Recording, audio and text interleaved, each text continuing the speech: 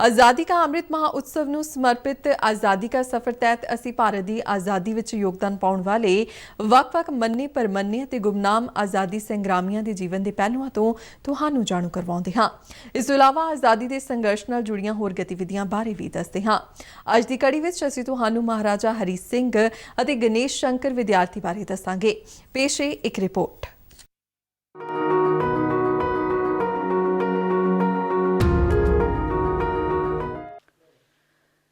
26 October ਦੇ ਹੀ ਦਿਨ ਸਨ 1947 ਵਿੱਚ ਮਹਾਰਾਜਾ ਹਰੀ ਸਿੰਘ ਨੇ ਕਸ਼ਮੀਰ ਨੂੰ ਭਾਰਤ ਵਿੱਚ ਰਲਾਉਣ ਲਈ ਰਲੇਵੇਂ ਪੱਤਰ ਤੇ ਦਸਤਖਤ ਕੀਤੇ, ਜਿਸ ਤੋਂ ਬਾਅਦ ਜੰਮੂ ਕਸ਼ਮੀਰ ਭਾਰਤੀ ਸੰਘ ਵਿੱਚ ਸ਼ਾਮਿਲ ਹੋਇਆ ਸੀ। ਭਾਰਤ ਦੇ ਅੰਤਿਮ ਗਵਰਨਰ ਜਨਰਲ ਲਾਰਡ ਮਾਊਂਟਬੈਟਨ ਨੇ 27 ਅਕਤੂਬਰ ਨੂੰ ਇਸ ਦੀ ਮਨਜ਼ੂਰੀ ਦਿੱਤੀ ਸੀ ਤੇ ਉਸੇ ਦਿਨ ਤੜਕੇ ਭਾਰਤੀ ਫੌਜ ਦੀ ਪਹਿਲੀ ਸਿੱਖ ਬਟਾਲੀਅਨ ਹਵਾਈ ਜਹਾਜ਼ ਦੁਆਰਾ ਸ਼੍ਰੀਨਗਰ ਪਹੁੰਚੀ, ਜਿੱਥੇ ਉਸਨੇ ਪਾਕਿਸਤਾਨ ਸਮਰਥਕ ਕਬਾਇਲੀ ਹਮਲੇ ਦਾ ਮੁਕਾਬਲਾ ਕੀਤਾ।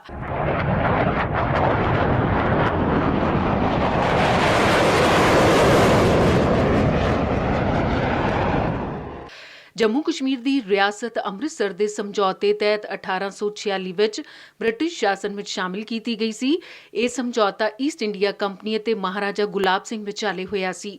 ਕਬਾਇਲੀਆਂ ਨੇ ਮਹਾਰਾਜਾ ਦੀ ਫੌਜ ਦੇ ਮਾਮੂਲੀ ਵਿਰੋਧ ਤੋਂ ਬਾਅਦ ਉੜੀ ਅਤੇ ਬਾਰਾਮੂਲਾ ਤੇ ਕਬਜ਼ਾ ਕਰ ਲਿਆ ਤੇ ਇੰਜ ਲੱਗ ਰਿਹਾ ਸੀ ਕਿ ਜਲਦੀ ਹੀ ਸ਼੍ਰੀਨਗਰ ਤੇ ਵੀ ਕਬਾਇਲੀਆਂ ਦਾ ਕਬਜ਼ਾ ਹੋ ਜਾਵੇਗਾ। 24 ਅਕਤੂਬਰ ਨੂੰ ਮਹਾਰਾਜਾ ਹਰੀ ਸਿੰਘ ਨੇ ਹਮਲਾਵਰਾਂ ਨੂੰ ਰੋਕਣ ਲਈ ਭਾਰਤ ਤੋਂ ਫੌਜੀ ਸਹਾਇਤਾ ਮੰਗੀ। ਲਾਰਡ ਮਾਊਂਟਬੈਟਨ ਦੀ ਪ੍ਰਧਾਨਗੀ ਹੇਠ ਭਾਰਤ ਦੀ ਰੱਖਿਆ ਕਮੇਟੀ ਨੇ 25 ਅਕਤੂਬਰ 1947 ਨੂੰ ਮਹਾਰਾਜਾ ਦੀ ਇਸ ਅਪੀਲ ਤੇ ਵਿਚਾਰ ਕੀਤਾ।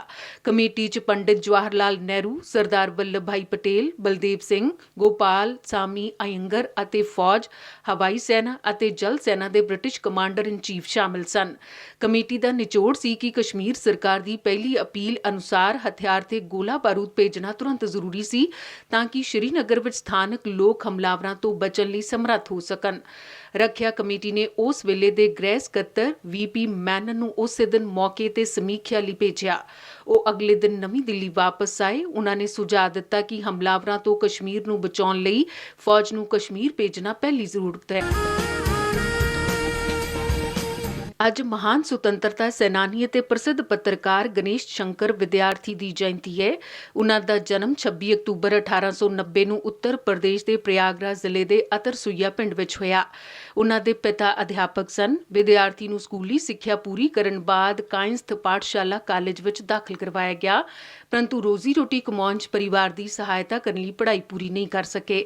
ਉਹਨਾਂ ਨੇ ਕਲਰਕ ਦੀ ਨੌਕਰੀ ਕਰ ਲਈ, ਪਰੰਤੂ ਉਹਨਾਂ ਦਾ ਜਨੂੰਨ ਪੱਤਰਕਾਰਤਾ ਸੀ। ਬਾਅਦ ਵਿੱਚ ਉਹ ਕਰਮਯੋਗੀ 'ਚ ਲਿਖਣ ਲੱਗ ਪਏ, ਜਿਸ ਨੂੰ ਕ੍ਰਾਂਤੀਕਾਰੀ ਗਦਰ ਅੰਦੋਲਨ ਦੇ ਨੇਤਾ ਪੰਡਿਤ ਸੁੰਦਰ ਲਾਲ ਕੱਢ ਰਹੇ ਸੀ। 23 ਸਾਲ ਦੀ ਉਮਰ 'ਚ ਵਿਦਿਆਰਥੀ ਨੇ ਪ੍ਰਕਾਸ਼ਨ ਛੱਡ ਦਿੱਤਾ ਤੇ ਕਾਨਪੁਰ ਚਲੇ ਗਏ। ਉੱਥੇ ਉਹਨਾਂ ਨੇ 1920 'ਚ ਆਪਣਾ ਹਫ਼ਤਾਵਾਰੀ ਪੇਪਰ ਪ੍ਰਤਾਪ ਸ਼ੁਰੂ ਕਰ ਦਿੱਤਾ। ਉਸੇ ਸਾਲ ਉਹਨਾਂ ਨੂੰ ਰਾਏ ਬਰੇਲੀ 'ਚ ਕਿਸਾਨ ਅੰਦੋਲਨ ਵਿੱਚ ਹਿੱਸਾ ਲੈਣ ਕਾਰਨ 2 ਸਾਲ ਦੀ ਕੈਦ ਦੀ ਸਜ਼ਾ ਹੋਈ। ਉਹਨਾਂ ਨੂੰ 1922 ਵਿੱਚ ਰਿਹਾ ਕੀਤਾ ਗਿਆ, ਪਰੰਤੂ ਫਤਿਹਗੜ੍ਹ 'ਚ ਦੇਸ਼ ਧਰੋਹੀ ਭਾਸ਼ਣ ਦੇਣ ਦੇ ਦੋਸ਼ ਵਿੱਚ ਜੇਲ੍ਹ ਭੇਜ ਦਿੱਤਾ ਗਿਆ।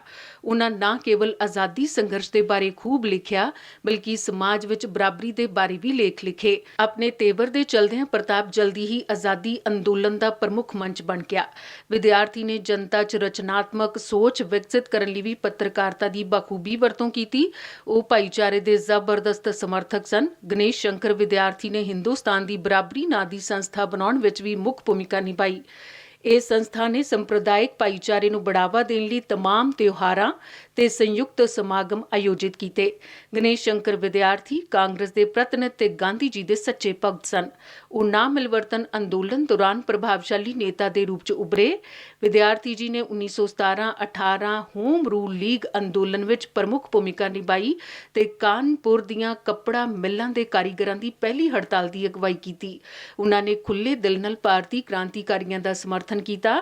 ਵਿਦਿਆਰਥੀ ਭਗਤ ਸਿੰਘ ਸਮੇਤ ਕਈ ਕ੍ਰਾਂਤੀਕਾਰੀਆਂ ਦੇ ਬੇਹੱਦ ਕਰੀਬੀ ਸਨ। ਉਹਨਾਂ ਨੇ ਕ੍ਰਾਂਤੀਕਾਰੀਆਂ ਦੇ ਲੇਖ ਲਿਖੇ ਤੇ ਪਰਚੇ ਪ੍ਰਕਾਸ਼ਿਤ ਕੀਤੇ। ਵਿਦਿਆਰਥੀ ਜੀ ਨੇ ਕ੍ਰਾਂਤੀਕਾਰੀਆਂ ਦੀ ਆਰਥਿਕ ਮਦਦ ਵੀ ਕੀਤੀ ਤੇ ਪੁਲਿਸ ਤੋਂ ਬਚਣ ਵਿੱਚ ਸਹਾਇਤਾ ਕੀਤੀ। ਕਾਕੋਰੀ ਟ੍ਰੇਨ ਡਕੈਤੀ ਕਾਂਡ ਤੋਂ ਬਾਅਦ ਫਰਾਰੀ ਦੇ ਦਿਨਾਂ 'ਚ ਵਿਦਿਆਰਥੀ ਜੀ ਨੇ ਸ਼ਫਾਉੱਲਾ ਖਾਨ ਨੂੰ ਵੀ ਆਰਥਿਕ ਮਦਦ ਦਿੱਤੀ ਸੀ। ਵਿਦਿਆਰਥੀ ਨੇ ਹੀ ਪ੍ਰਸਿੱਧ ਕ੍ਰਾਂਤੀਕਾਰੀ ਰਾਮ ਪ੍ਰਸਾਦ ਬਿਸਮਿਲ ਦੀ ਆਤਮ ਕਥਾ ਪ੍ਰਕਾਸ਼ਿਤ ਕੀਤੀ ਸੀ। ਭਗਤ ਸਿੰਘ ਨੇ ਵੀ ਪ੍ਰਤਾਪ ਵਿੱਚ ਕੰਮ ਕੀਤਾ ਸੀ। ਉੱਥੇ ਉਹ ਬਲਵੰਤ ਸਿੰਘ ਦੇ ਨਾਂ ਹੇਠ ਲਿਖਦੇ ਸਨ।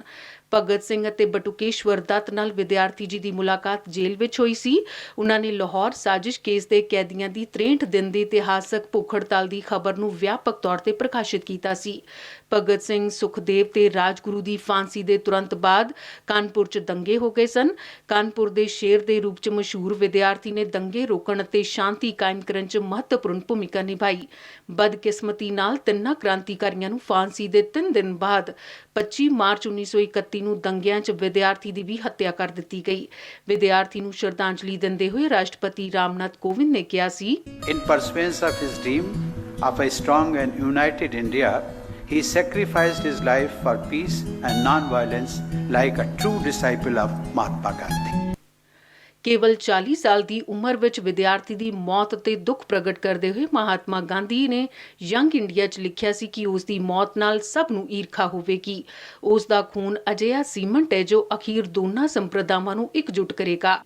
ਮੰਨੇ ਪਰਮੰਨੇ ਇਸ ਪੱਤਰਕਾਰ ਦੀ ਯਾਦ ਵਿੱਚ ਭਾਰਤ ਸਰਕਾਰ ਨੇ ਹਿੰਦੀ ਪੱਤਰਕਾਰਤਾ ਦੇ ਖੇਤਰ ਵਿੱਚ ਅਸਾਧਾਰਨ ਯੋਗਦਾਨ ਨੂੰ ਸਨਮਾਨਿਤ ਕਰਨ ਲਈ 1899 ਨੂੰ ਗਣੇਸ਼ ਸ਼ੰਕਰ ਵਿਦਿਆਰਥੀ ਪੁਰਸਕਾਰ ਦੀ ਸ਼ੁਰੂਆਤ ਕੀਤੀ। ਭਾਰਤ ਦੇ ਰਾਸ਼ਟਰਪਤੀ ਹਰ ਸਾਲ ਇਹ ਪੁਰਸਕਾਰ ਪ੍ਰਦਾਨ ਕਰਦੇ ਨੇ।